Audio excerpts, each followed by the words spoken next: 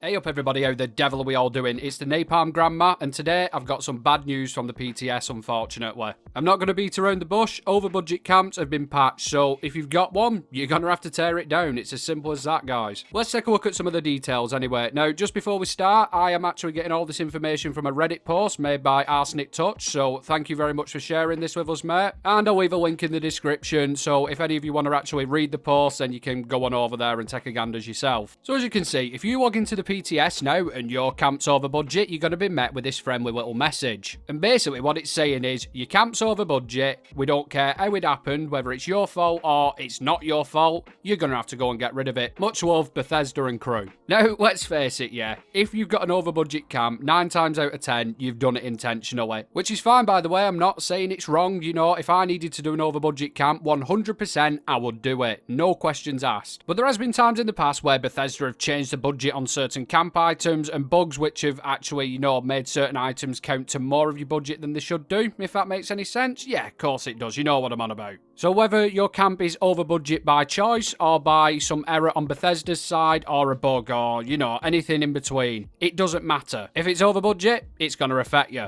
Naturally, your first thought's going to be, well, bugger this message, I'm just going to swap out to a different camp and leave this absolute monstrosity I've got here to one side. Bethesda won't be able to do anything about it. Well, that's where you're wrong. If you have an offending camp, you can't change to a different camp swap. How fun's that? And at this point, you may be thinking to yourself, well, that's absolutely fine, I'll just stick with the camp. I mean, it's not an issue, is it? Well, it gets slightly worse than that, too. In the offending camp, you won't be able to do things like add stuff to vendors or displays, or even worse, you won't be able to open any doors. Again though, you may be thinking, well, I'm not really too arsed about that, I don't have a single door in my camp. Well, here comes the most annoying bit of it all. If you have an over budget camp, you can't fast travel. You will literally have to walk back to your camp, destroy stuff until it's under budget, or just tear the whole thing down full stop. It's going to be like that bloody scene from Game of Thrones where Cersei's walking down the street and they're all screaming shame and throwing shit at her. Jesus Christ. And on that note, that's it from me, guys. I just find it mad that they can introduce this new fast travel ban, but they still can't fix the existing fast travel bug. It's bloody mind-blowing, it really is. Again, thank you very much to Arsenic Touch for posting this up so we can all have a read of it. Links down in the description, as I said before. And thank you to DTD for putting me onto this. It's much appreciated. Anyway, as we say in the north, I will love you and leave you, and I'll catch you in the next one. Have fun, everybody.